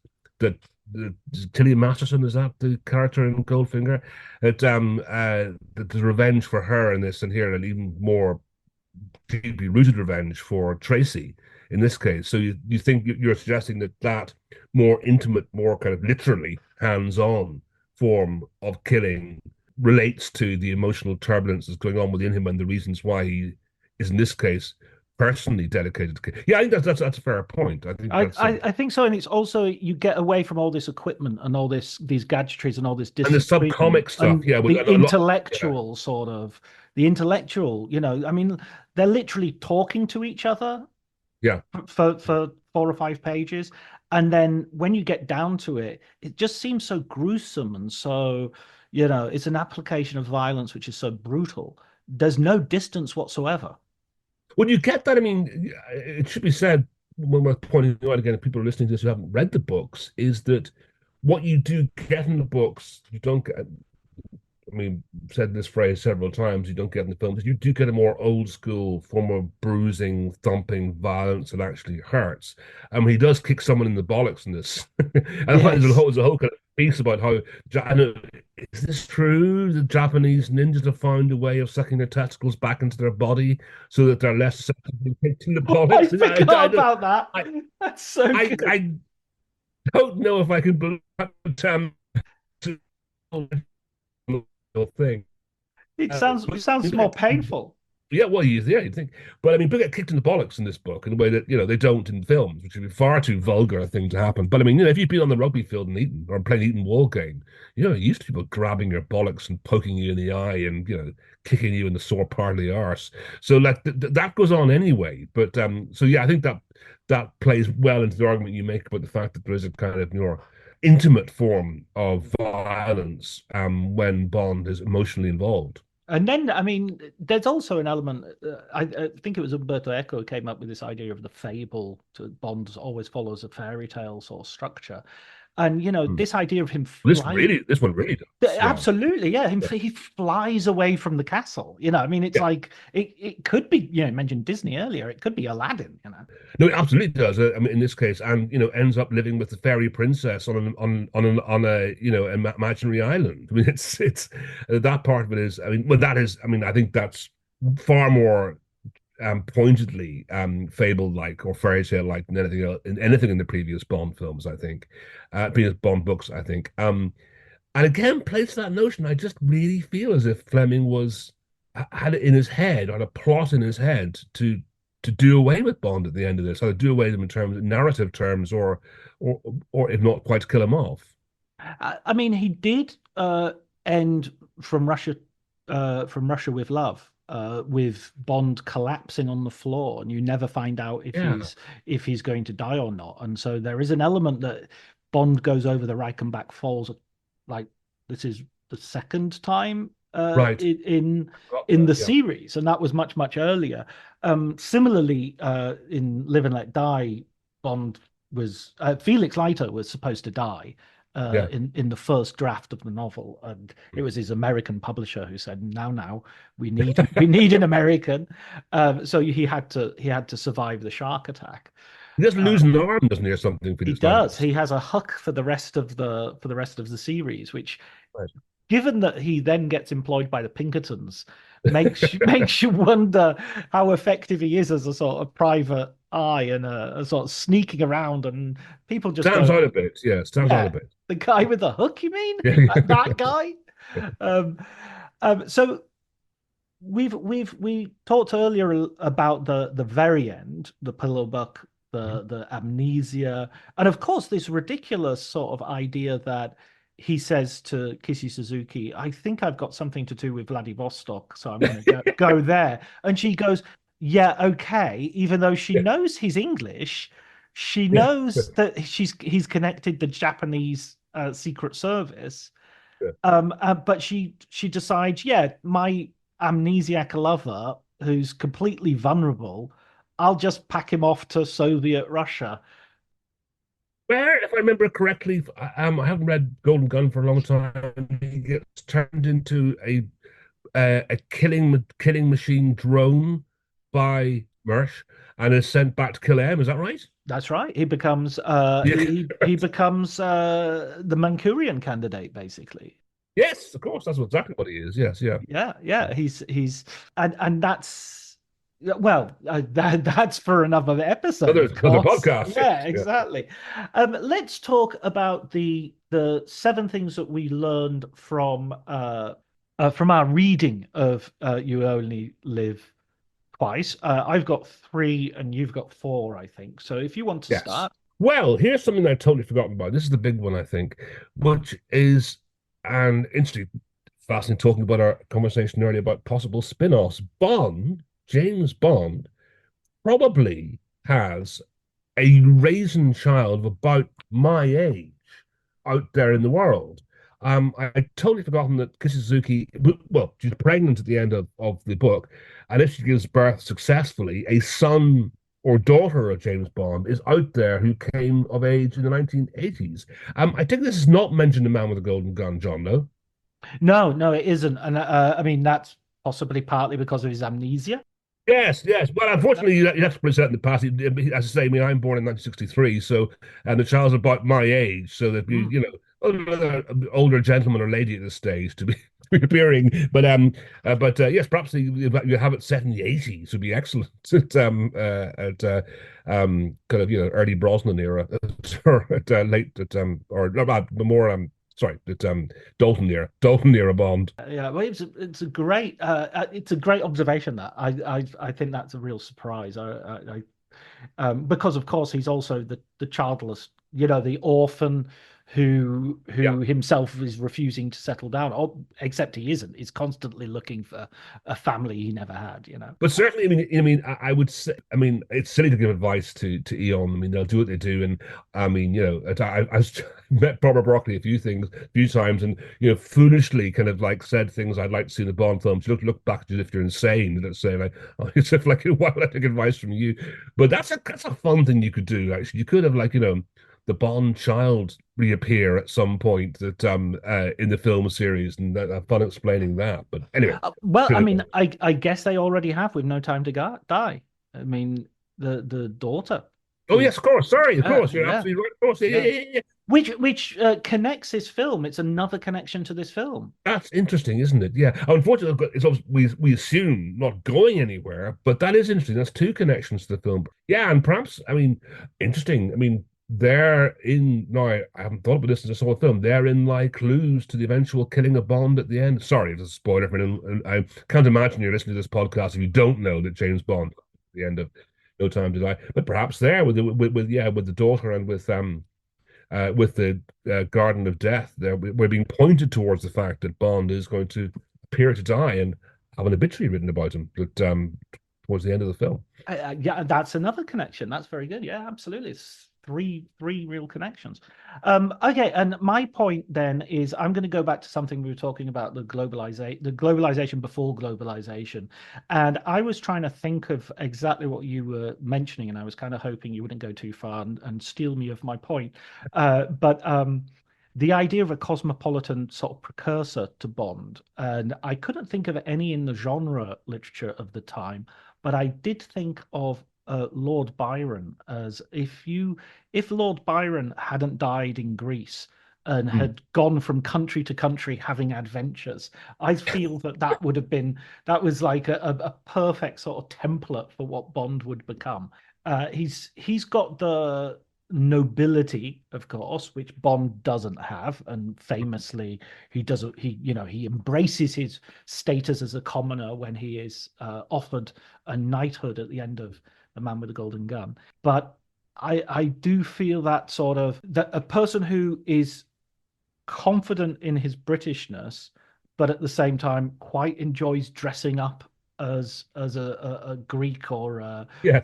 an exotic sort of character at the drop of a hat. I can't imagine Bond going and fighting in the Civil War, mind you, for another country. Mm. I think I don't think he would involve themselves in the intricacies of another country's internal politics in the same way. I mean, this book does point again how kind of an old-fashioned patriot is in many ways. I mean, he does, as I mentioned earlier, stand up for the Queen at one point in another quaint way. That even then had been on the throne for a decade. My goodness, she really did hang around, didn't she? My word, absolutely. What's your next point, Donald? My next point is a fantastically trivial one, but I thought I thought it did less have me go like what? And reading the book, Bond doesn't like beef. That's Bond crazy. but it's like it's like and this comes to the point in which another one of the education on Japan. What's that beef called? Kobe, is that right? No, that's Yes, not right. Kobe. Yeah. Yeah, Kobe, it's Yeah. Kobe. And talking about like beef that actually knows how I mean, okay. I mean, firstly, this doesn't at all tie in with Bond's uh, patriotism. I mean, like the Mm. roast beef of old England, how is it possible? You know, also, if you're a carnivore, which I'm not anymore, but was for many, many years, beef is kind of like default meat. Mm. It's like, Mm. how are you eating kind of pork and chicken, not eating beef? Bizarre to me. Doesn't like beef. Who'd have thought it? Yeah, yeah, no, I agree. Although he does have these occasional sort of swerves out of the norm. For instance, he famously thinks tea is mud That's right. and will only Doesn't drink like tea, doesn't coffee. like beef. Yeah, my God, that really is a veering away from traditional notions of Englishness. Yeah, I don't think he'll eat fish and chips. I don't think he'll ever, eggs and bacon. That's his Englishness. That's his. Yeah, well, he is ex-Benedict here at one point, which actually is one of his kind of breaking away from Japanese culture. That he's been fed on, the live lobster. Is that a real thing? I don't know. Fed on live lobster and this, that, and the other, and blowfish and various other things. And then he can relax his back his Western-style hotel room, gets in the Western-style seat, and orders ex-Benedict to his room. It's like a comfortable return to Western life. There's hardly a book that doesn't have at least one reference to eggs, and usually it's scrambled eggs. Yeah. No, no, I don't like eggs, I have to say now. So I don't know why I'm slagging off Bond for not liking beef. I mean, I would, to quote the brother in Flann O'Brien, I would not look at an egg. It's the molecules, as the brother explains. Ah, okay. My sympathies, my deepest sympathies. The other thing I liked about You Only Live Twice, this is my second point, is the haiku. The Oh yeah, yeah, that gives good it the book. title and the references to Basho and to poetry and to culture. We were talking about him not being cultured, and this is an example of it, I guess, because Yeah, he thinks, oh, I can do limericks, and that's I, but there are moments Fleming lets us know very clearly that he is not Bond, and he is not countenancing Bond as this hero to be totally admired and adored. He is not beneath. He's not above sort of looking down on Bond occasionally, and yeah, this is this. But at least he saves Bond by getting him to recount a haiku, which then has the title of the book in the haiku, which is to me a little bit like when somebody says the title of a film or the music comes on yeah, with the lyric, yeah. which is the title of the film. So it's a sort of meta moment for me. Well, obviously, also also isn't there a thing in the book, was I reading it correctly, that he claims to have written the Basho haiku that gives the film the book its title. Is that right? Yeah, exactly. Yeah, it's Yeah, that's one he says he makes up on the spot as a yeah, sort of yeah, like example of it. So yeah. And also the problem as well, because I'm looking at the text now in my copy of the book. You read "You Only Live Twice," and it's impossible not to think once for your once for your life, once for your dreams, in the words mm. of Nancy Sinatra. That's one thing we'd say about the film actually quickly is that it does have a real contender for the best score Oh, of any absolutely. Bond film. I mean that refrain that Robbie Williams recycled in Millennium at Mm. years later, the "Luda one is. I was whistling it for days after I watched the film last week. And just reading the book, I can't help just having the book in my hand, I can't help singing it out loud while I'm Yeah, reading. It's yeah. a Yeah. constant. I did the same with For Your Eyes Only as well. Did a Sheena Easton Yes. song all the Yeah, way yeah, but I through. think the Barry score here is better. I think Barry is one of the best of the lot, I think. Yeah, and apparently the one of the worst experiences of recording the song, Oh, according really? to yeah, they took Was she three. trouble? It wasn't that she was trouble. I think she was incredibly nervous, and he was Barry was a Yorkshireman who takes suffers full no fool gladly, and so I think Yeah, it was a boycott, yeah. bit rough with her, Yeah. and they basically had to almost snip it one word at a time Oh, and really? put together the performance. Which, listening to it, it's a marvelous job of production because you Yeah, would yeah. never guess. But yeah, it took them a long time, and she got back on the plane, and didn't have anything usable, and they had to reconstruct the song in in the recording booth as in the production office. But yeah, you wouldn't know it from the song because it just sounds like a perfectly relaxed, Yeah. wonderful piece of music. Okay, I think is it your turn for the next point? I think Yes. I just said beef, didn't I? Or did I? Or did you? No, but I said No, haiku, you. so you're Yeah. on. Okay. Oh, yeah. So this going back to what we were mentioning earlier on is I think that I had again forgotten this character appears that we have. I assume, as a trivia question that you could probably work out even if you didn't know, the only mention of an actor who played James Bond in the text of the books, which is David Niven, the Cormorant. And of course, interesting that should happen because by an interesting coincidence, Casino Royale John Huston and others, Casino Royale came out the same year as the film of You Only Live Twice. There's some talk about the fact that it was the first film to take more than the one that preceded it. Was that partly to do with the confusion of Casino Royale floating about the place? Um, which I don't think so. I think Thunderball took so much money that looking Mm. back on it, Thunderball, I think, still is a contender. I don't think it's quite there for being the one that took the most money if you adjust for inflation. It took an incredible amount of money. The next one couldn't take more. But yes, David Niven in there, I think surely the only James Bond actor to be mentioned in the text. I'm sure there's no George Lazenby anywhere.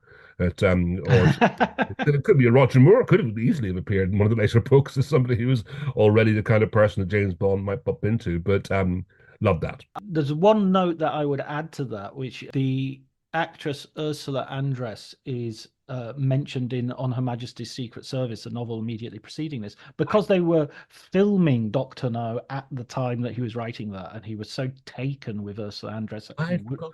who wouldn't be, that he puts her in the resort near Gloria Piss, the Blofeld's lair, and has Bond sort of bump into her and go, "Oh, is that?" Is that Ursula Andress over there? Love it, love it. And so my final point, I know you've got one more to come about you only live twice, goes to the idea of Japan more generally coming out of the war. And we've already talked a lot about this. But I think there's a scene that I really like, which is on a train. And trains appear in Bond stories. From Russia with Love, you have a train. Live and Let Die, you have a long train journey. And it's always interesting to me when the train turns up because it sort of shows a sort of attitude to the country that the book is taking place in. And so with Japan, you have this train and the smoothness, and they're being followed on the train as well. And it's just makes for an interesting hangout moment with Tiger Tanaka as well. Oh, and one other point I wanted to make, so this is supplementary, is Tiger Tanaka in this book has golden teeth. He's always it talks a few times about him flashing these golden teeth. And I wonder if this is a little bit what affects the character of Jaws in The Spy Who Loved Oh Me. yeah, yeah, yeah. Although in The Spy Who Loved Me, there is also a character who has steel teeth. Yes, so I believe, yeah, that I hadn't read it for a long time, but reading an Amos piece on Bond recently, I was reminded that, yeah, you something I should have added actually earlier on. One that was interesting about this is about we think the location springs largely from Fleming's desire to write about a country he'd recently visited, but also it's at a very important point in Japanese history, which is referred to in the conversation between Tiger and Bond. It is right before the Tokyo Olympics of 1964. I mean, it's interesting that timing. I've mentioned this a few times, but it's fascinating that Kennedy appears in the text, but is obviously not dead yet, which is a real kind of like, absence that hangs over the its setting. But that's a whole other story which we won't get into. But and that Olympics was a recognition of the recovery, the stunning recovery of Japan over the preceding 20 years. And much of the same had happened to both Germany and Italy. It's one of the fascinating stories in post-war history. And obviously that relates very much to what was, I mean, we talked about the decline of Britain. This is at a very particular point. This is written at the point after the Profumo affair and before the election of Harold Wilson, when the country really felt that it was going to a sluggish period. Then, of course, it picked up again with the 60s, and the real decline came in the early to mid 1970s, when you could really kind of, I mean, the Britain that Tiger is talking about really sounds more like Britain of 1974 than it does Britain of 1963. But my point there was about Japan. And I don't know if you've read the David Peace books, the David Peace trilogy, No, you Tokyo. mentioned them. I've read the Red Riding and I've read his football novels. They're very good. They are the first one's a bit plotless. It requires a bit of work, but I mean, you know the style of writing, the Yeah. repetition, the short sentences, a Yeah. lot of which owes something to James Ellroy. A lot of that's in there, but the creation of post-war Japan is really powerful in that. And the best of them is the third one, which takes place at exactly this point. It looks back towards previous eras, but it takes place in the run up to the Tokyo Olympics. So Peace is there again, recognizing what a significant point this was in Japanese history. And you get little hints in this book here of rebuilding still going on, but nothing to the horror of the first book in the Peace trilogy, where there's this repeated refrain of everyone scratching constantly because Mm. they've got ticks, and everyone's starving, and eating food from refuse sacks and so forth. And then that contrasts obviously what Japan becomes in the third Mm. book. But that's an interesting companion piece, Tokyo Redux. You can read them individually as well. Mm. You're pretty like me, whatever do such a thing with regard to as a betrayal of the writer. But you can certainly read the third one, Tokyo Redux, without having read the previous two. Yeah, absolutely. I can't do that. No, no, I want to. it's not a serious suggestion, John, but I put it out there for lesser minds to contemplate. I wanted to read Tommy Orange's shortlisted or long-listed Booker entry, Wandering Stars, And the minute I went to order it, I saw there was it's a kind of sequel to another Yeah, book yeah. that he did there. And I was like, nope, I've got to get that one first. But And the that good was, news is you can get through the two different piece novels in a few days, so yeah. it's not like kind of trying to read the last Chronicles of Barsetshire and having to read sort of 88,000 pages of Trollope before you get there. It's not that. Brilliant. And so the final point is yours, Donald. My final point is simply a phrase. It's just I just like, oh, what a phrase! A Disneyland of death is how Blofeld's Devil Garden of Death is described towards the end. I can't remember if it's by Fleming or by Bond actually, but it doesn't really matter. I think I love that, and it's something that should have been the title of an album. I think, Oh, yes. or a title of a band even actually would have. They would Disney would sue, I'm sure, if you tried that on. But I That's thought that true. was a beautiful three-word phrase that stuck with me as I was very gratefully reading this again. He's such an amazing phrase maker, as is, evidenced in his titles. His chapter titles are always amazing. Yeah, that's an issue. But I love I love that. I mean, all the books of chapter titles, do they? I think about they must do. Or yeah, Yeah, yeah, and I think they're all pretty good. and sometimes parts. In this case, you have it's better to travel hopefully than to arrive. Better to travel hopefully that than ellipsis than down to arrive, and those are the Right, chapter titles of the two parts. right, that's true. And there are some like the parts in Spy Who Loved Me are sort of me, them, Mhm. him. Yeah, That's the three sort of the three divisions, but in between those, it does have chapter titles. I mean, I thinking of the Disneyland of Death, I'm reminded of what Brian Baker said in episode on From Russia with Love, where he was talking about the sort of J.G. Ballard-esque yeah. nature of this. And I can imagine, can you imagine J.G. Ballard writing a novel called The Disneyland of Oh Death? yeah, absolutely. That's It's a shame he's not still with us to do that. Yeah, yeah, perfect. Well, listen, Donald, there is so much that I've left unsaid, but I think this we've really done honor to Ian Fleming and one of the most fascinating novels in the series. Yeah, and I And say kind of. I mean, I don't know if you think I'm wrong in saying it's kind of like the last proper novel. I mean, I don't know if I'm being too unkind to Man with the Golden Gun, but it always felt. Firstly, it's very short, but yes, also it felt scrappy and unfinished. This feels to me like the last finished, not just because it was published last and published when he was still alive, but it feels to me like the last one, and that's I've kind of droned on about this a bit much perhaps, but also that feeling is added to me by the fact that it does have these apparent two attempts to end the series that he gives up on in the last few pages.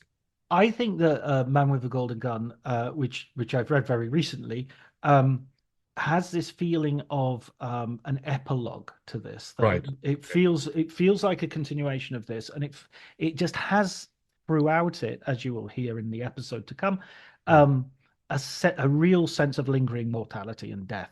Death is mentioned so many times as a personified, almost like Ingmar Bergman's death. It's sort of like Well, his doctor had told Fleming that he probably wouldn't last more than 5 years with his yeah. heart. Something I don't think a doctor would do now, incidentally. I mean, I sort of read that. I think if it was a heart complaint, I mean, I'm sure these days they would be much more diplomatic about it than that, I would have thought, in this day and age. But yeah, so that is not altogether surprising that was hanging on. I mean, for me, I've always kind of classed The Man with the Golden Gun with Chandler's Playback, um, Mm. which is kind of the other Marlowe novel, which I think was originally written as a film script. I think and was adapted into a not very satisfactory novel. It always seemed to me that that there were the novels and the collection of short stories in both cases, and then there was this other one, at the end, which doesn't really fit. Yeah, isn't quite a novel. And didn't Robert B. Parker sort of finish it off, or was there somebody No, who he who he had a finished. No, he finished. Poodle Springs, I think it was called. Was an uncompleted novel. Playback is essentially completed, but I think I'm right in saying it was based on an idea for a film script, but it feels sort of haphazard and sketchy. The one that Parker completed was I don't know what state it was in actually, but it was nowhere near completion. I always think the funny thing about the film writers working with film scripts is Cormac McCarthy writing No Country for Old Men as a film, and when no one Right. would take it, he converted it into a novel, and then the Coens converted it back into a film without Well, changing anything. but isn't that the case with Thunderball? That Thunderball is in that Yeah. strange Yep. spot thing that was written originally as a screenplay, or was it? Have I got that right? No, no, it was originally it got him into a lot of legal trouble, and that gave Yeah, him his heart attack in the end. It was Kevin just McClory and another guy who they sort of yeah, co-wrote together. just well, of course, yeah, Never Say Never Again was another version of that. But just to clarify, yes, I wasn't imagining that Poodle Springs was started in '58 by Chandler and then finished by Parker. So yes, that was an uncompleted novel. Excellent, excellent. Well, once more, Donald, thank you so much for joining me on the James Bond Book Club. It's been an absolute pleasure. Thank you, John. Look forward to listening to the rest of them.